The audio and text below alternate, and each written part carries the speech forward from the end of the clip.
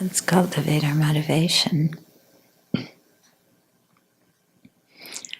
and see how the contrast between how we ordinarily look at things and a Buddhist perspective.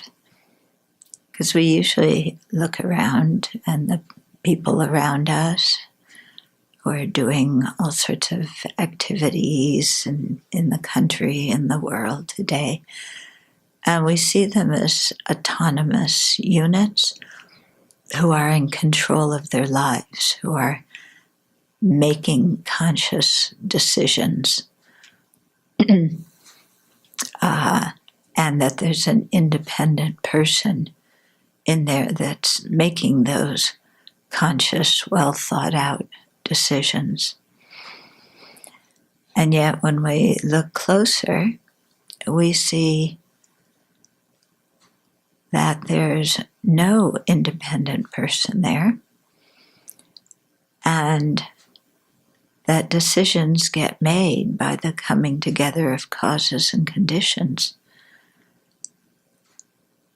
But a lot of times there's, in fact, most of the time, there's not a lot of reasoned analysis going into making the decisions we make. Usually people are just pushed by their craving, by their aversion. They really aren't so in control of their lives. Basically trying to do what feels good and avoid what feels bad, and being presented with situations that arise due to their previous karma.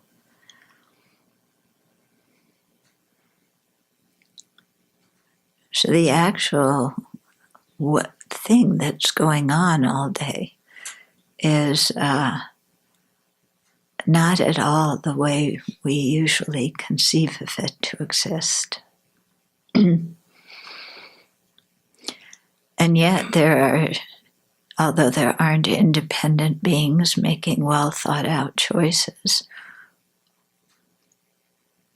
even if some of those choices, the reasoning is not so good,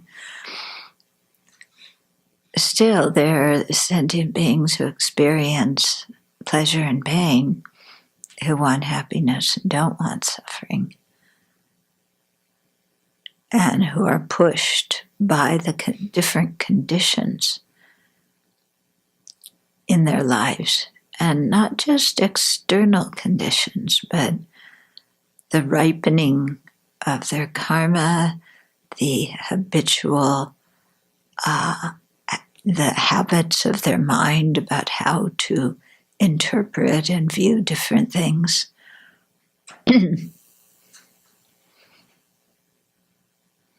And so when we see that, we can't help but feel compassion for people who so much want to be happy, who have done so much to benefit us, and yet who have so little awareness of what their actual situation in samsara is. And so not much intelligent awareness of how to deal with samsara or how to create the causes to be free from it.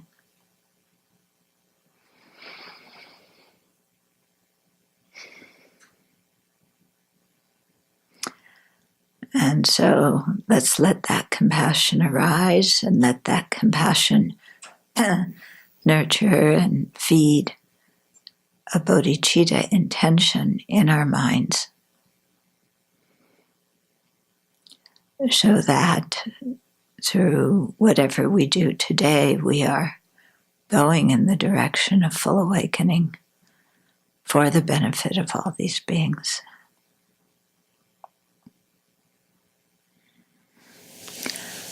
So do you spend much time changing your view and seeing how your own life and the people's lives around you are not the way you thought them to be. Yeah. We so often just get into our usual way of doing things that we forget that we're conditioned events as well. And we just allow ourselves to be pushed by our habitual emotions, our habitual interpretations, without thinking about what situations we're putting ourselves in, and so what karma could ripen, and where we want to really go with our lives. Instead, even though we're Dharma practitioners, we aren't always so aware, let alone people who have no awareness of the Dharma. And,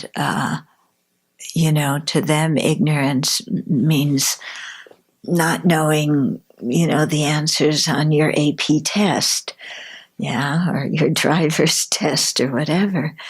But, the ignorance that doesn't understand karma even is so deeply entrenched that people often just,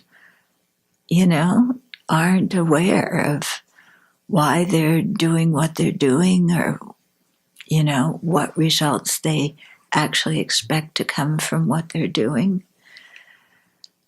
And we're exactly the same. Even though we may intellectually know something about karma. Let alone the ignorance of the ultimate truth that totally misapprehends how we exist. So just getting some kind of feel for that, how it functions in our life, how it functions in the lives of all these beings around us, then it really changes how we view the world, how we view others. And for example, I find this is one way where, you really start to see people as karmic bubbles, not as individual personalities, but as conditioned events coming about due to their own afflictions and karma. And then the whole thing of friend, enemy, and stranger completely evaporates because everybody's just equal in that way, and we're all equally bumbling around, trying to be happy and avoid suffering. So I think it's very helpful for us, to continually, pull ourselves back and look and say, okay, what is, we're in samsara. What does that mean? Who are all these beings that are surrounding me? They aren't independent actors and characters. They're conditioned events, and I'm a conditioned event. Okay. So this, and right now our conditioning is by afflictions and karma, but what we want to do is change the conditioning to wisdom and compassion. So to do that, we have to become aware of what's going on and then consciously guide our mind in the direction we want it to go in. And sometimes our old habits outsmart us, and sometimes we outsmart them. But we keep going. Okay, so I think we were on 232, and we had just read the verse at the top, right? Okay. So, what was talked about in the previous phrase from Xishan, his 4 pairs of practitioners, I find very helpful for my mind because like people like Patrul Rinpoche and Shantideva, he's quite direct. He doesn't pull any punches. He says it the way it is.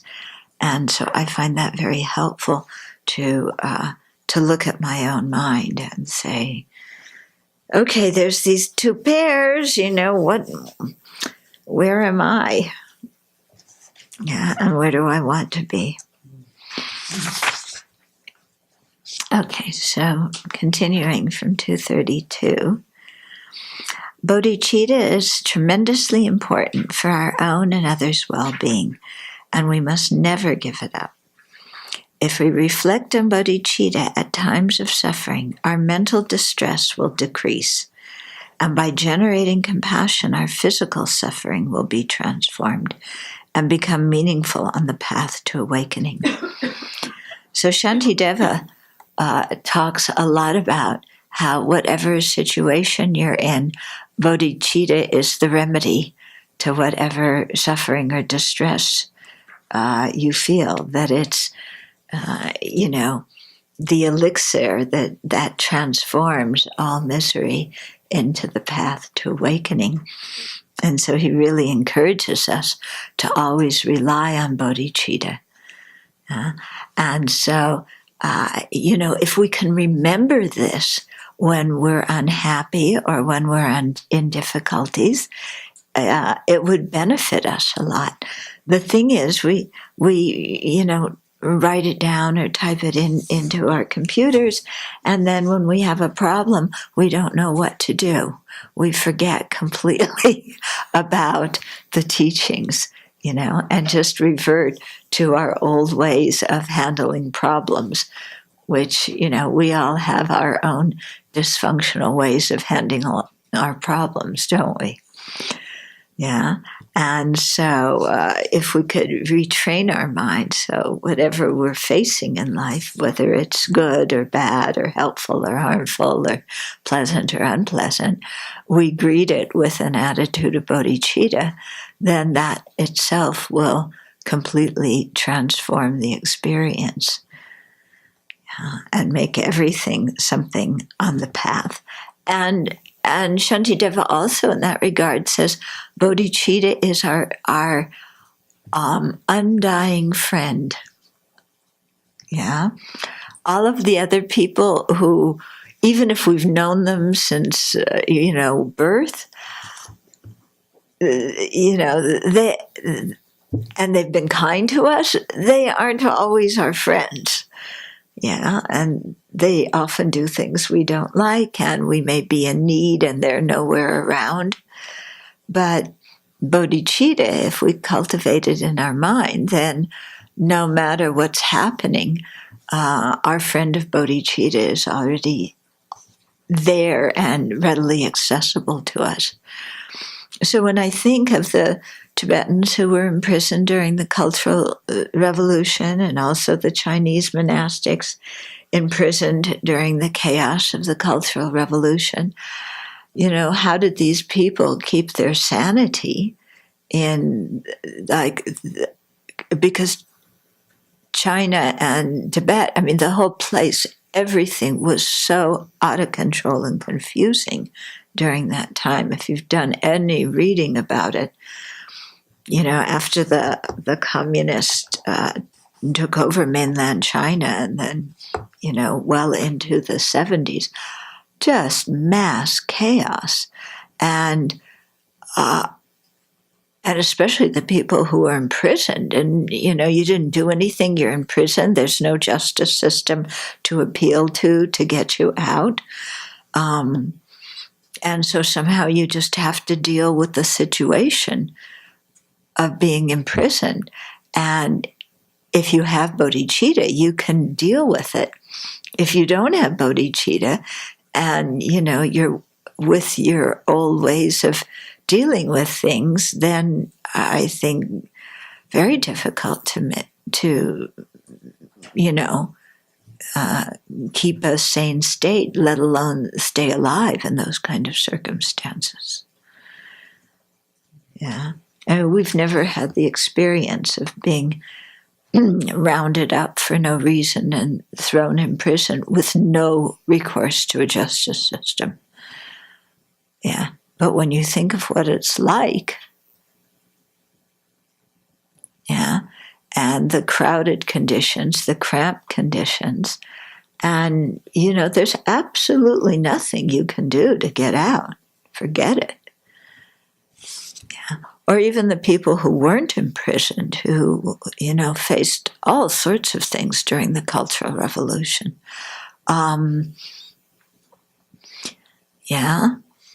You have to have a lot of internal strength to endure that kind of chaotic situation, and bodhicitta is what gives you that strength. Okay, so bodhicitta really is our friend. It's like the story of the monk who, because many monks, after they were released from prison in Tibet, went to India, and they were always able to meet His Holiness, the ones who were imprisoned. And His Holiness asked one of them, what was, who was tortured and so on in prison, what were you most afraid of during your years of imprisonment? And this monk said that I would lose my compassion towards the guards.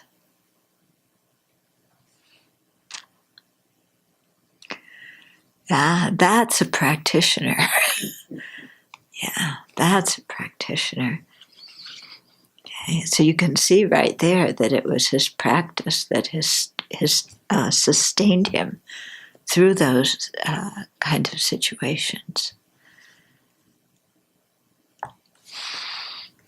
Chinese Buddhism contains several meditations to cultivate love and compassion.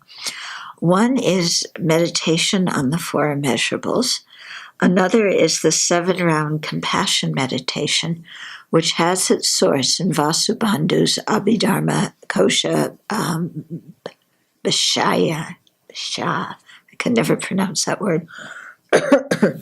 This meditation consists of 7 rounds, each round having 7 steps in which we contemplate our relationships with 7 groups of people. So some of you may have met Venerable Jianhu at our monastic conferences.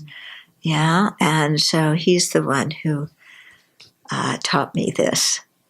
Yeah, and he does it himself. Yeah.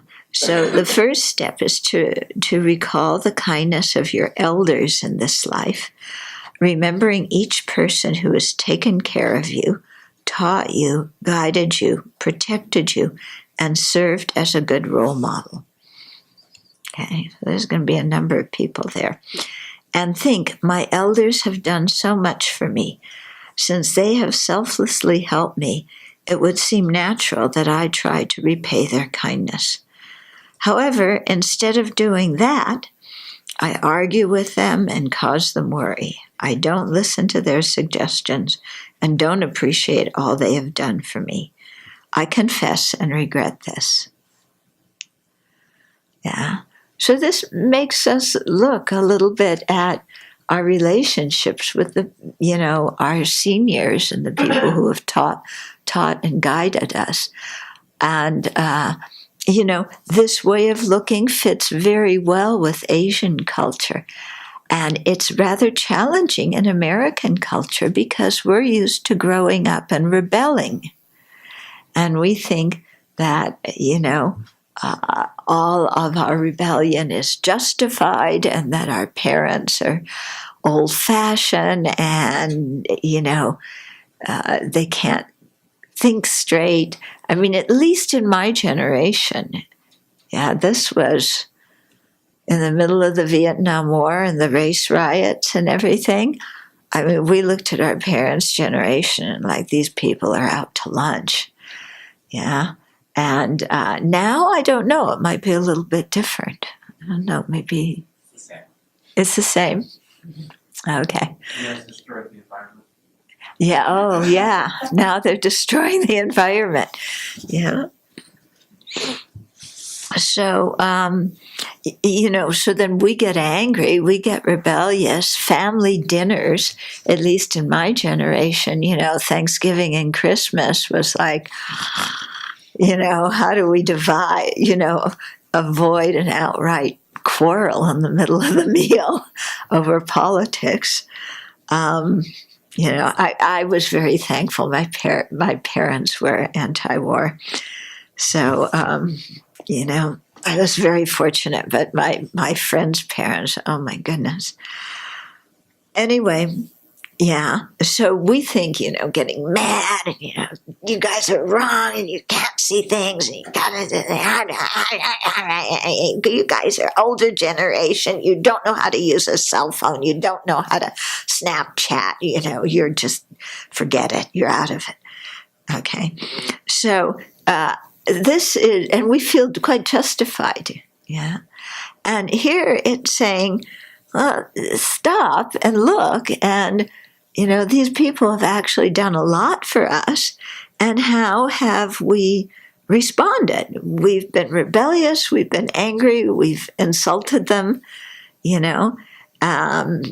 caused them worry, snuck out of the house, not called them when we were going to be late. Yeah.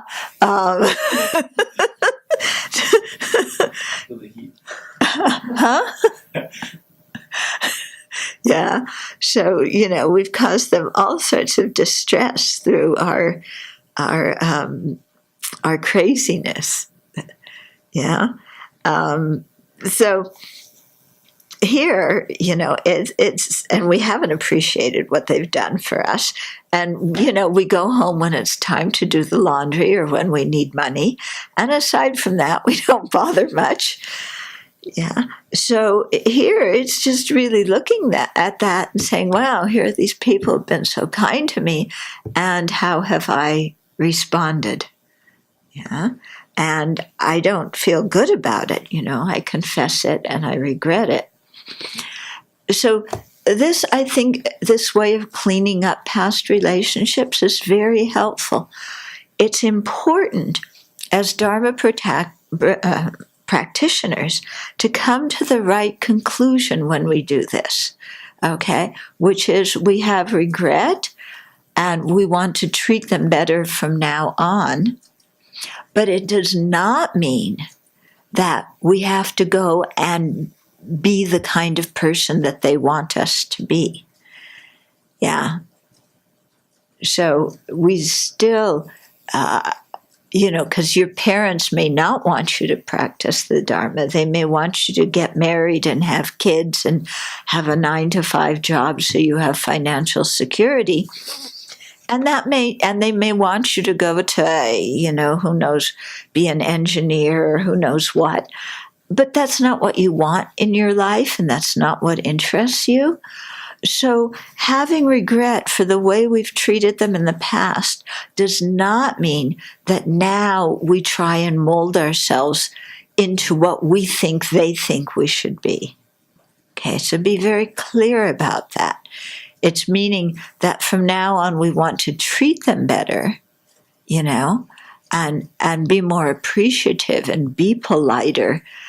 Yeah, but it doesn't mean we have to do and be and have everything they want.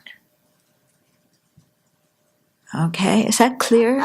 While remaining to have compassion for their disappointment. Yeah. I remember my parents' disappointment, and I've always felt a little guilty, but understood. Mm-hmm. Yeah. So I think that's good to have some compassion for their disappointment, and know that they'll also get over it. Yeah. At a previous retreat, we had, you were talking about, what was the conversation? It was about parents who worry. Yeah, we were talking about the difference between love and worry, and about how parents my parent confuses love with worry. Yeah. And then Zopa spoke. And did you speak too at that time? I was trying to be silent at that time. No one noticed. But she also said something similar to what you said. But speaking from the mother's point of view, she said, just recognize that when what was it? When we're worrying and when we're helicoptering, it's because we care, and so have some compassion for us too. Something to that effect. Do you remember exactly what she said? Oh, you don't remember anything of what she said. Always tomorrow. Okay. So feel this in your heart, and now dedicate all your merit to your elders for the cessation of their suffering and attainment of Buddhahood. Then think about the elders in past lives and do the same. Okay. So I know in my particular situation, it took me a lot of meditation and a while to transform my attitude towards my parents and to have a compassionate attitude and to realize that, what you said, to have compassion for their disappointment, that you're not their perfect child, even though when you were little, you showed great potential to be their perfect child because they could control you then, But then when you get older, you have your own aspirations. Yeah. So, my case, being a Buddhist nun was not the career choice my parents had in mind for me. Yeah, but I knew it was the right choice for me, and that in the long term it would be something that would benefit them, even though they would not understand it, at least not now. Yeah. Then the second step is recall your peers, siblings, friends, and colleagues, and consider that they have kept you company, befriended you, and assisted you when you needed help. Recall that instead of caring about them in return, you have criticized and blamed them, called them names, been inconsiderate or jealous of their successes. True or not true? Yeah. Okay, so to realize this and then confess this, purify, and dedicate your merit to them. Then contemplate your peers in previous lives and think in the same way. So I think these meditations here, I think, are extremely helpful at getting us to understand our own attitudes and our actions, and what's going on in our own mind and how our actions influence the people around us. Yeah. And again, not saying that we have to be everything they want us to be, but realizing that when we have motivations that are self-centered, that we often wind up hurting a lot of people. Mm-hmm. One of these, there's some comedian, I had never heard of him before, who's recently been charged with a lot of sexual assault. And he wrote a letter that was printed in the paper, and he completely owned everything, and said, that, he owned the fact that he had power over people because they admired him, that he abused their admiration by, assaulting them sexually or harassing them sexually. And he acknowledged the effect on not only on those people, but on his colleagues, his family, and everybody. And I thought, this is one of the first people I've seen who has written a public letter and acknowledged, everybody else just denies it. Oh, I didn't do that. It's locker room talk. It's, whatever it is. And he just kind of put it out there. So that kind of confession and regret for the pain we've caused others, I think it's very much in line with purification practice. And I think it also helps us to make peace with the past instead of hanging on to things. Okay, So that was in relationships to sibling, friends, and colleagues. Then the third group is meditate in the same way regarding your juniors, so children, students, and employees. And so there, think about, when you're in the role of, being a mentor to somebody, or when you're the role that has more power over somebody, how have you used that power? How have you used that ability to influence them? Did we really take care of the people who were junior to us, or did we just abuse them, or take them for granted, or use them to wait on us? Yeah. So thinking about that, and then having, confession and purification. Okay, then the fourth group is the enemies of your elders. So people who have hurt, betrayed, or taken advantage of your elders. So those are people that we often tend to have a very hateful attitude towards because they harm somebody we cared for. So even though we may not have treated our elders so well, we don't like the people who mistreated them. Yeah. So again, looking at how we've responded and cleaning that up. The fifth group is our own enemies, so the people we don't like, who we feel threatened by, jealous of, whatever. Yeah, and how have we treated them? How have our actions affected them? And then again, purification and determination to do it differently. Then the sixth group is enemies of our juniors. So the people who harm your kids, your employees, your nieces and nephews, your students. Then again, it's easy to get very upset with those people and treat them improperly. And then the seventh group is neutral people who have neither helped nor harmed us. So with all these groups, contemplate their kindness, then recall that instead of repaying their kindness, you sometimes had malice and harmed them. Confess and purify, and then dedicate your merit to them so that they may be happy, free of dukkha, take refuge in the three jewels, and become awakened.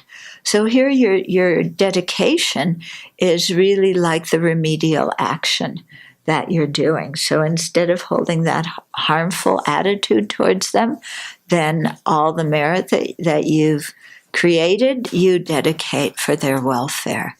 Yeah, and that's a very wonderful way to repay their kindness. Okay, so I remember when Jeffrey came one time to Seattle, he was teaching his book. What's his book on compassion called? I think it's called Cultivating Compassion. Cultivating Compassion, yeah. And so he was talking about repaying the kindness of others. And he said, and I haven't heard other people say it as clearly, but I think he's totally spot on. He said, we choose how we want to repay their kindness. Okay, so they may want us to repay their kindness by living a certain kind of life or doing a certain kind of thing, but we can choose ourselves how to repay it. Yeah, so especially as Dharma practitioners, we choose to repay it through our practice and through dedicating our merit towards friends and families and all these different people. Okay, we don't repay it by disrobing and going back and doing what they want. Yeah, that's not repaying their kindness. And I say this because people get confused about it sometimes. Yeah. Okay, do the same for all those with whom you have had that relationship in previous times. Okay. And so, when you've done this kind of confession and purification after recalling the kindness of others, and then really from your heart dedicate the merit that you've created towards their welfare, it's very, very healing in your heart. Yeah, it's very healing, very transformative. And so in the Chinese tradition, then, this is one way that you use to generate bodhicitta. because you're generating compassion for them, the wish to repay it, and so on. So contemplating the 7 steps in this way constitutes one round. The second round is thinking in the same way towards these various groups, beginning with neutral people and going in the reverse order, ending with your elders. The third round is going through the 7 steps again in forward order. The meditation is performed back and forth like this until you reach 7 rounds. Okay? At the conclusion, empty your mind of all thoughts, ideas, grasping, and keep pure awareness. Contemplate emptiness. So seal the meditation with emptiness. Those who practice this compassion and contemplation for some months will definitely see a change in their lives and in their relationships with sentient beings. Okay, then there's the 4 great vows. So these are 4 vows that are quite popular and often said in the Chinese tradition. There's different ways of wording them, and there's another version where there's 5 great vows that I recently encountered. And then, of course, Vasubandhu's has 10. Okay? So when I was working on the book with Geshe-la, and he was, reading this, and he hadn't heard of the 4 great vows before. Many of us have, because we have friends who have practiced Zen, or maybe we practice Zen or whatever, but he had never heard of them before. He was so impressed with them. So Zen, or Chan, it's Chan in Chinese, Zen in Japanese, and the Sanskrit word is dhyana, which is referring to the 4 realm concentrations. So Chan practitioners generate bodhicitta by reflecting on the 4 great vows. Sentient beings are countless. I vow to free them. Wow. Yeah. Defilements are endless. I vow to eradicate them. Dharma doors are limitless. That means the teachings, are limitless. I vow to cultivate them. The Buddha's way, in other words, the path and the result, is supreme. I vow to attain it. So, quite succinct, quite beautiful vows. And so really contemplating these. Yeah, not just reciting them, but you can make a whole meditation out of each one. Okay. So the last of the 4 is the actual generation of bodhicitta. Yeah. To actualize this vow, we need the support of the first 3. Therefore, the first great vow is to liberate each and every one of the countless sentient beings, because we feel their suffering in samsara as our own. So this clearly shows that in order to have the kind of compassion we need to generate bodhicitta, that we need to feel their dukkha and samsara like our own, and to do that, we need to be very aware of our own dukkha and samsara. So generating bodhicitta is not skipping over and ignoring our own plight in samsara. It's understanding it thoroughly, wanting to be free of that, and then doing the same regarding others' dukkha. And so you can see from that, to really generate bodhicitta and to really understand what the dukkha and samsara is about, the full way involves some understanding of past and future lives. Okay? Doesn't mean we have to remember previous lives. It doesn't mean we have to, have a strong conviction. But it means we have to allow that into our mind stream to have a big picture of what samsara is.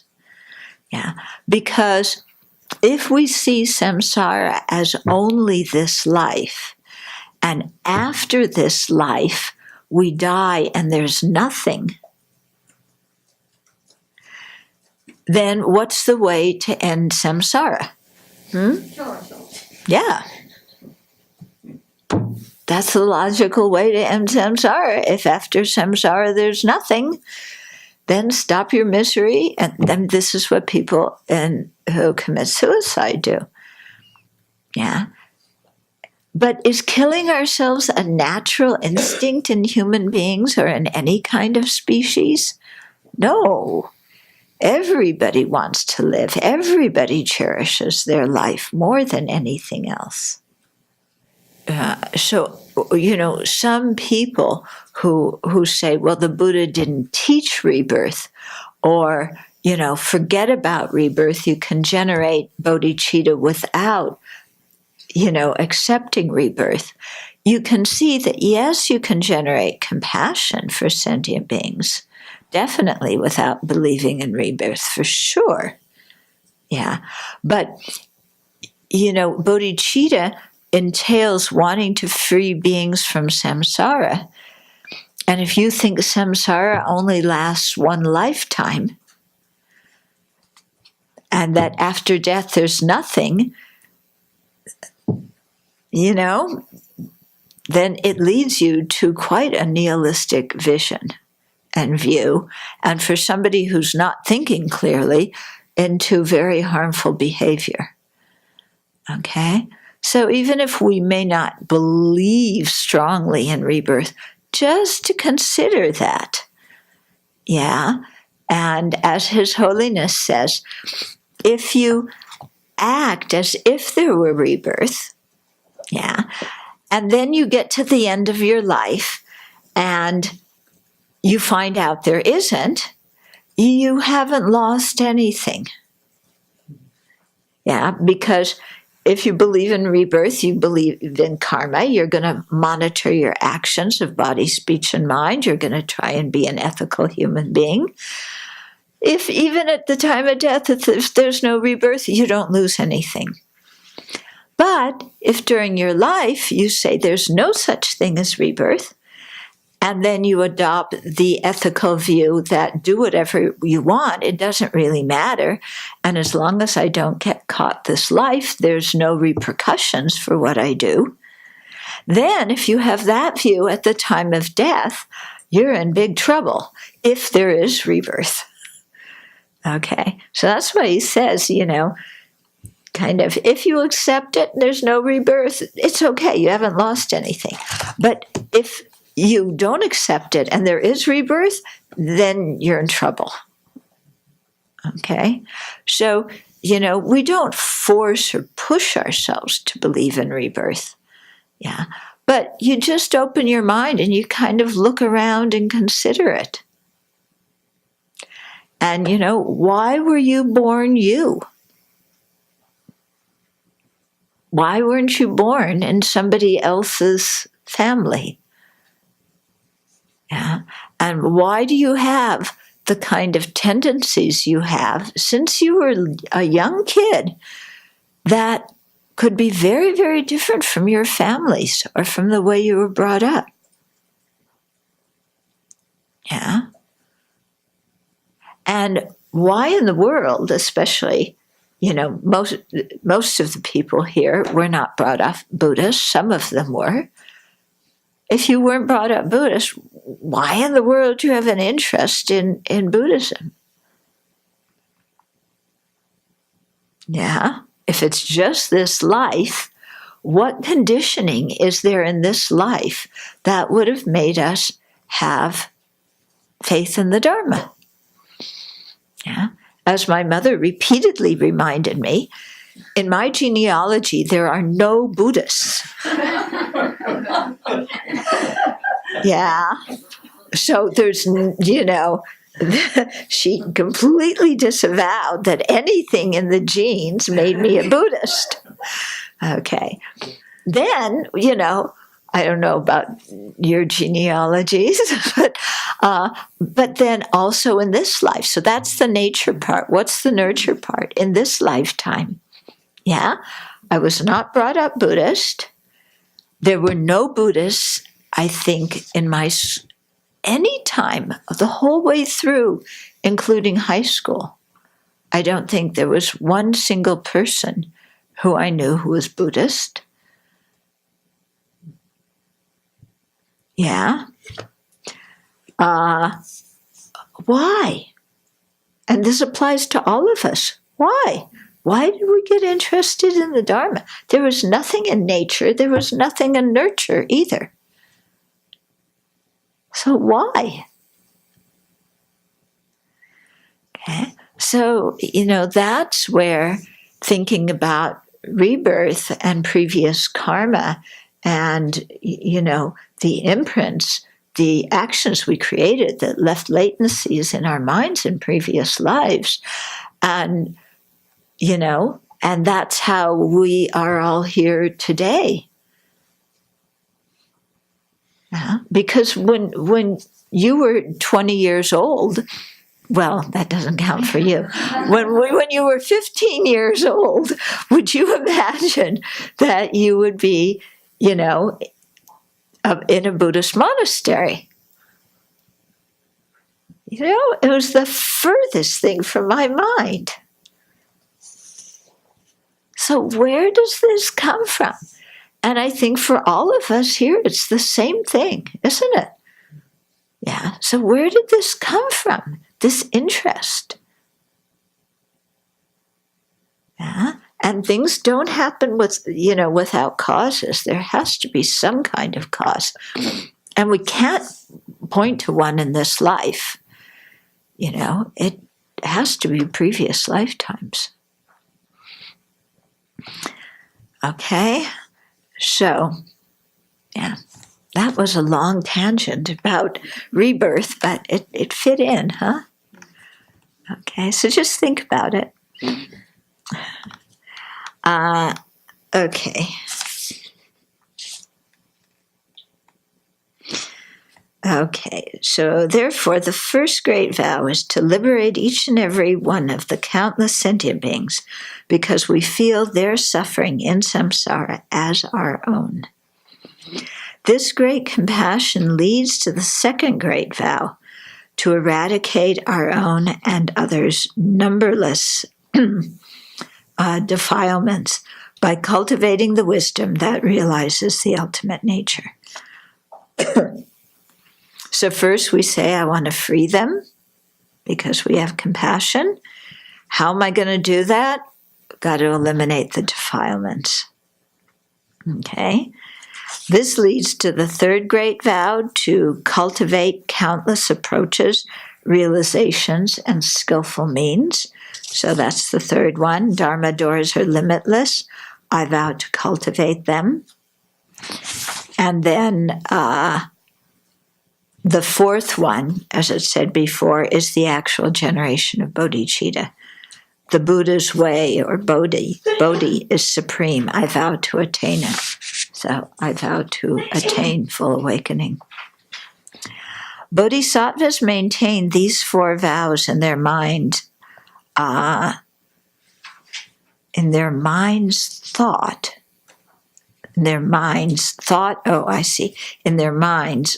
after thought. So there is no time in which they are not present.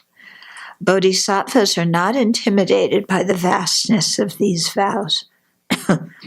Their minds are focused on the full awakening of all sentient beings, and they are willing to do everything necessary to bring it about. So in the Chinese tradition, bodhicitta is very much emphasized, you can see. And you'll see it when you go for the ordination. They really put the ordination in the context of practicing the Bodhisattva's way. So gathas, short verses extracted from sutras or written by great masters, guide us to train our minds, imbue our ordinary actions with a bodhicitta motivation, and transform neutral actions into virtue. These are also found in the mind training practice in Tibetan Buddhism. So here's, one big similarity you see between the Chinese and the Tibetan tradition. And the Chinese, in the booklets that we just did, which one? Is it in the Shramanera booklet? Yeah, then there's a whole section with all sorts of gathas taken from the sutras about how to think when you're doing ordinary actions during the day. And so it's really a way to transform all your actions. And you memorized the mantras and the gathas? At the ordination too, we memorized the gathas and the translation of it. I have to memorize it too. Yeah. So that's very good. There's a big section on it. So you put a lot of effort into memorizing them. But they really, when you keep those in mind through your day-to-day actions, then you are able to transform everything into the Dharma. And then you have virtuous thoughts filling your mind. And your virtuous thoughts crowd out all the other, chatter and garbage and so on. So, okay. So some of the gathas from chapter 11 of the Avatamsaka Sutra are, the Avatamsaka Sutra is a huge sutra, and the King of Prayers comes towards the end of it, and it's found in it's studied and found in both the Tibetan and Chinese traditions. So when you're giving somebody something, you think, may all sentient beings be able to relinquish everything with hearts free from clinging. Yeah? So even you're passing the ketchup. Yeah, you think like that. So when you're in danger and difficulty, you think, may all sentient beings be free and unhindered wherever they go.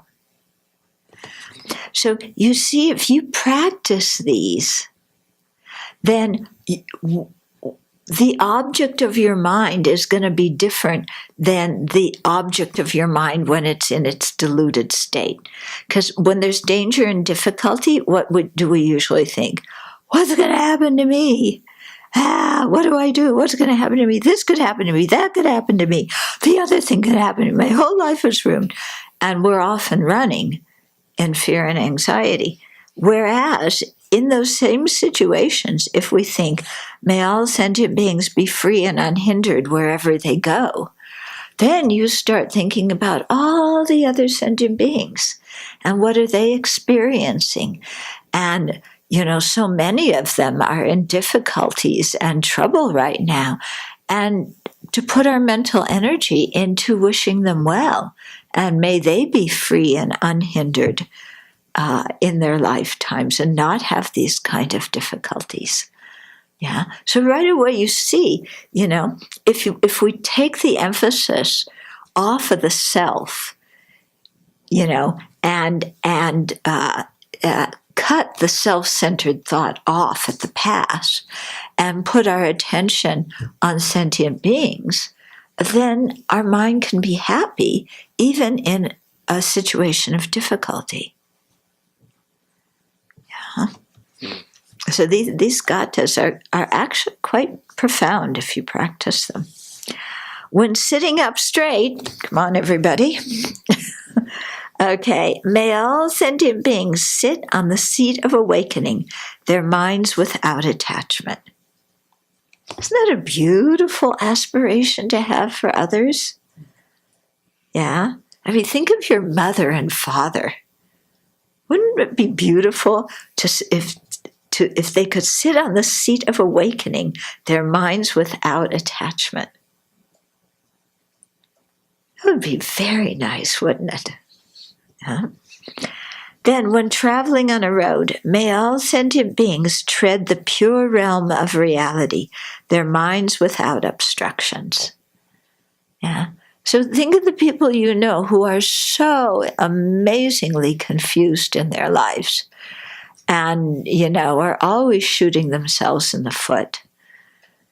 And think, May all sentient beings tread the pure realm of reality, their minds without obstruction. So may this person be clear-minded, and understand conventional reality, ultimate reality, have the peace of mind that comes from that.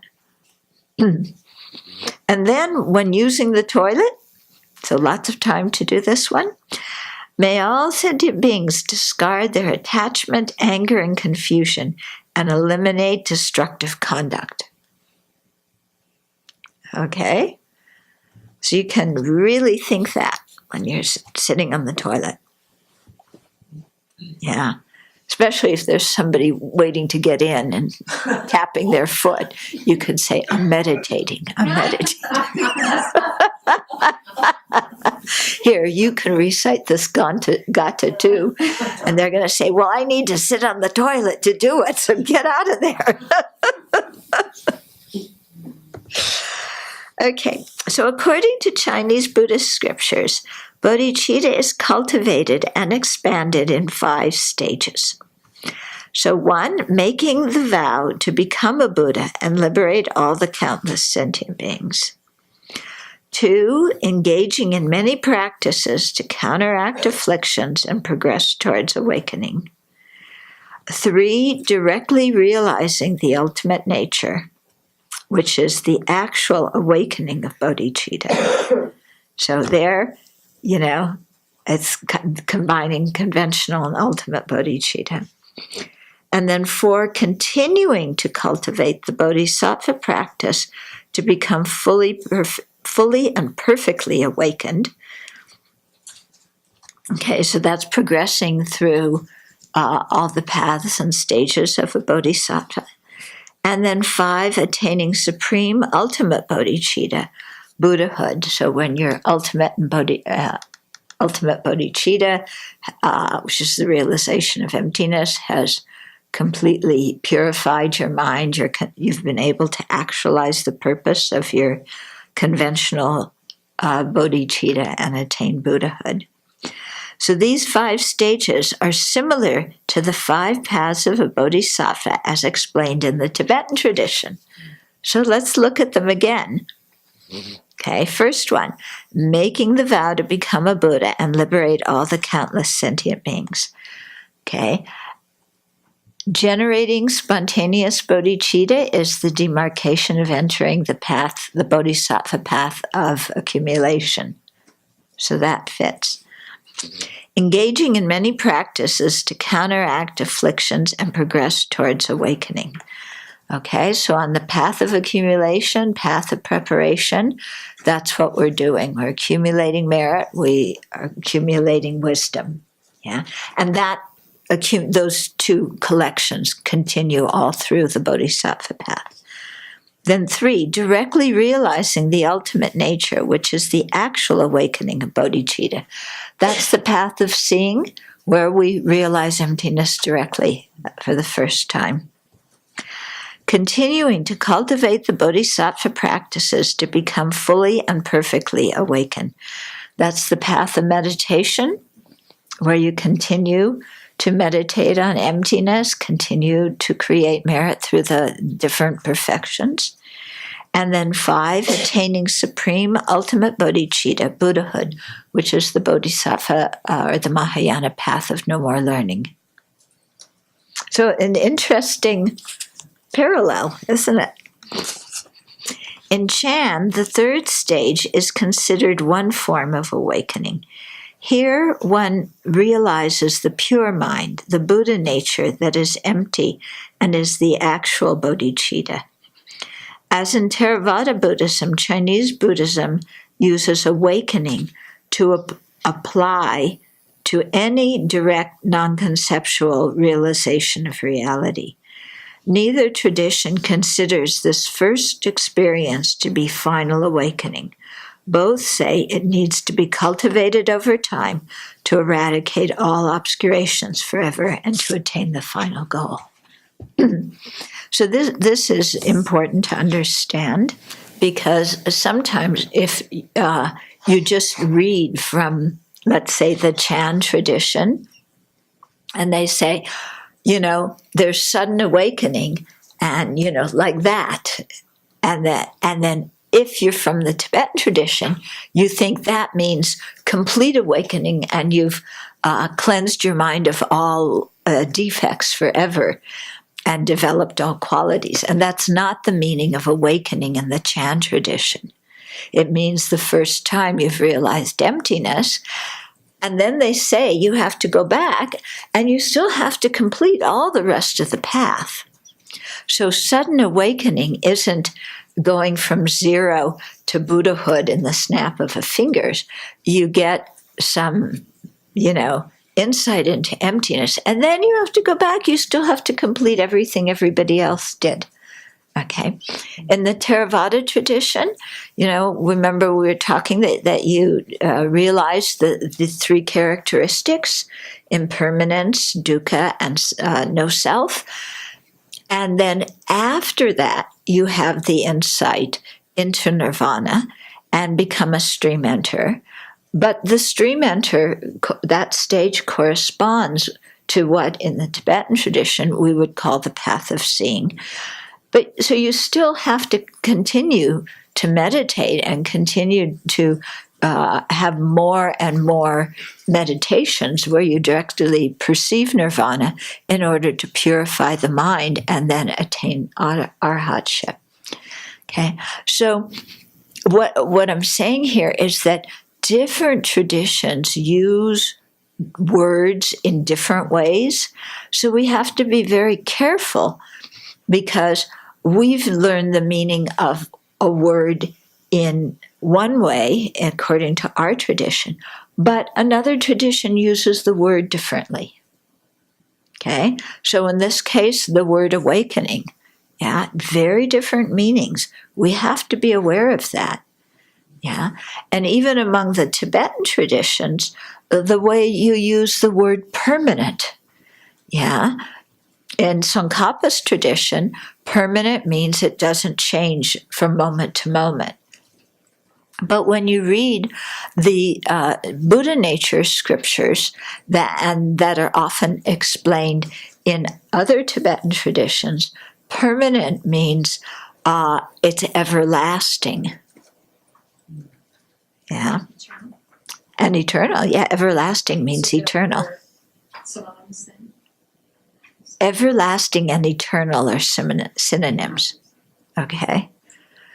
So permanent has a very different meaning among different traditions. Some have the meaning of not changing moment to moment, and some have the meaning of eternal. So you have to, be aware of this. So there's many different words like that, and it's because, this is where a lot of the misunderstanding happens between traditions. Okay? Not all the misunderstanding, but part of it. Okay? Yeah. What's katina cloth? Katina cloth. Okay.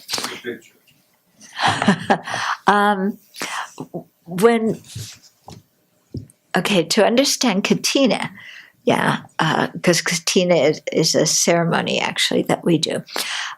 We have to back up a few steps. So in the Buddhist time, the monastics were wanderers, but when the rain fell in the monsoon summers and it was hot, and there were all sorts of bugs around, and it was the time when they were growing the rice, then the other wandering sects didn't wander, they stayed put. And the lay people looked at the Buddha's disciples and said, "Why are you guys still wandering and collecting your food in the villages? You're trampling everybody's crops. You're killing the insects." And so the Buddha said, so from now on, for the 3 months of the monsoon, he wanted his disciples, his monastic disciples, to do retreat and to stay in one place. And so that started the tradition of householders offering their homes, their viharas, their land for the monastics to live on and do the 3-month retreat during the monsoon time. At the end of the retreat, there's another ceremony called pravarana, because when we're doing the retreat, we don't comment on each other's behavior. Yeah, because that's one way to keep harmony. But at the end of the retreat, then you invite other people to comment on your behavior. And in that way, you grow and confess and purify and so on. And they say that there's so much merit involved in doing the retreat, which is called Varsa, and the invitation for feedback, which is called pravarana, that you accumulate so much merit doing those. Okay. Also, in ancient India, it was very difficult for the monastics to have cloth for robes.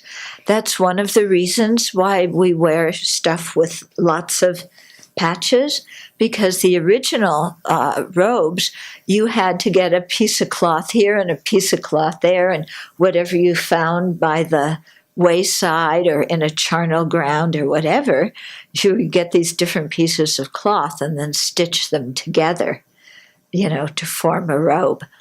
But there was so much merit from doing the Varsa and the Pravarana that the Buddha said, and also because during those months it was the monsoon rains, so your robes got destroyed. Okay, because it's raining, everything smells like mildew and mold, and wherever you walk, it's muddy, so your robes are really destroyed, plus soaking wet. So for the month after the Pravarana ceremony, the Buddha said that the lay people could offer robes to the Sangha. So what they do is they may offer many robes, but there's one robe that's considered the Katina, robe of merit. Yeah, so the robe of merit, because it's everybody who took part in the Varsa and Pravarana shares in that merit. And it's given to one of the members of the Sangha who needs a new robe. But in the Katina ceremony, that robe is passed around and everybody touches it, to show that everybody is taking part in the merit of, receiving that robe. And then that one person keeps it, and they may not leave the monastery territory for the next 5 months, actually. And there's certain Katina privileges that the rest of the Sangha enjoys during those months. And then at the end, there's a ceremony to close the Katina. And then after that, those special privileges are disbanded for the rest of the year. So it was a long answer, but otherwise, Question about the story, the Buddha's awakening. Mm-hmm. So it's often presented like, he attained enlightenment and it was over in a second. Like he didn't have to keep meditating to reinforce his realizations. And then also later, at least I think the Pali tradition, they say that a god had to come down to convince him to teach the Dharma, because he said, people might not understand. But if he had cultivated Bodhicitta for eons, why would he need to be convinced? Okay, so good question. So first of all,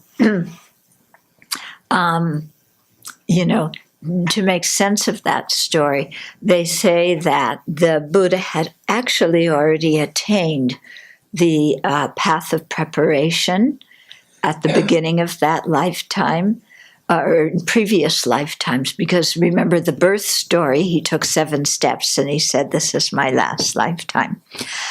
And his attaining enlightenment, going from path of preparation to path of no more learning in one lifetime, that isn't possible in the sutra system. It would have to be Tantra, but they don't explain the story as the Buddha practicing Tantra at all. So that part doesn't match up quite as well. Okay, the way it's explained is that just the Buddha was such a unique individual that he could do that. Okay. But that way of looking at it corresponds with the Pali tradition, saying, that you could attain arhatship in that present life. But they don't tell you what stage of the path you have to be on when you're starting that life in order to attain arhatship in it. Okay. Then the story, you would think with Bodhicitta, the Buddha would do that, would automatically teach. And they say that the story about the gods having to come request him to teach, because those gods were well respected in India at that time, and those gods then showing respect to the Buddha, uplifted the image of the Buddha in the people's minds. Yeah. So the story of Buddha's life and these kinds of stories, I don't think are meant to be taken completely literally. Yeah, because we do run into these difficulties and then explaining it according to how the path was described later on.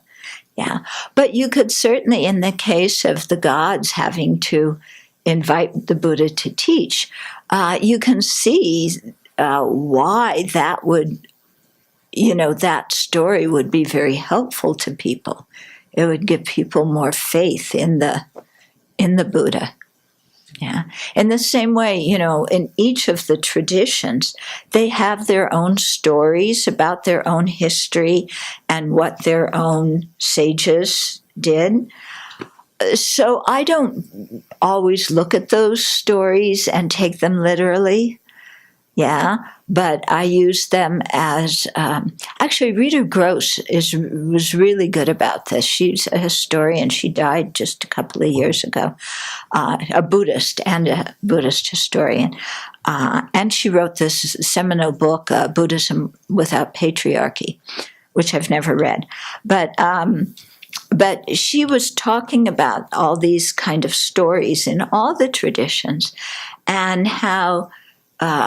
In her teaching experience, some people in the West actually would get very upset when she explained these stories as things just to spur people's inspiration and not as literal stories, that people got upset. Especially Westerners, which is interesting because Westerners are usually the ones who doubt the validity of these stories. But then when they don't, they want to take them literally.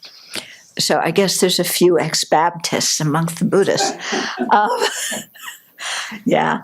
But, she said you have to see, history is one thing. And actually, history, I studied history in college, it's so subjective. What is history? It's, it depends on who you talk to, what history is. So anyway, we don't ever really know what the history is. But the stories are things to inspire practitioners. And so she was saying, you don't need to take the stories literally. And you can see, within the history, what is factual and what isn't. And you don't need to see these two in conflict with each other. You can say, okay, the history is useful for explaining these things. The stories are useful for inspiring the mind to practice. So you use them in different ways without getting your mind into, well, is that exactly true? You know, this sutra predicted Nagarjuna was born, you know, as this level bodhisattva, and he was going to be born in this kind of place. But you know this, and so the Tibetans say, yeah, see, he was predicted by the sutras. And then the Western academics come along and say, those sutras that predicted him were written after Nagarjuna lived. So it was easy to predict him when you write it afterwards. Yeah? Do we know the reality of the situation? Yeah.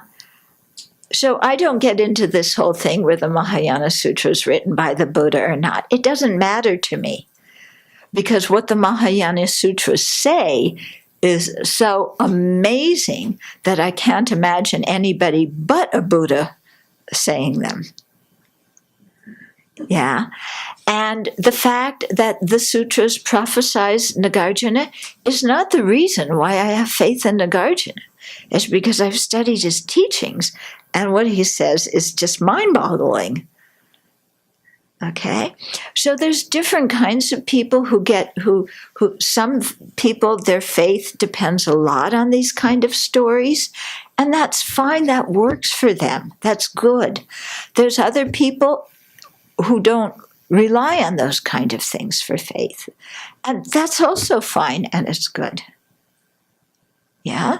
So I don't think we need to criticize, you know, if you belong to the faith people, don't criticize the analytical people. If you're an analytical people, don't criticize the faith people, because we're all trying to develop our minds and go in the same direction. Okay?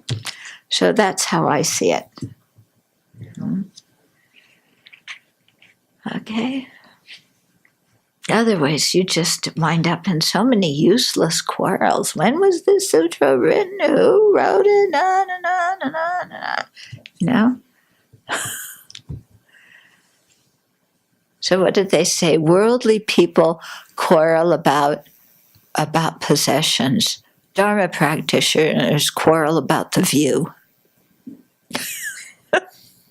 Yeah. Debating the view is good. It helps us to learn. Quarreling about it is not so helpful.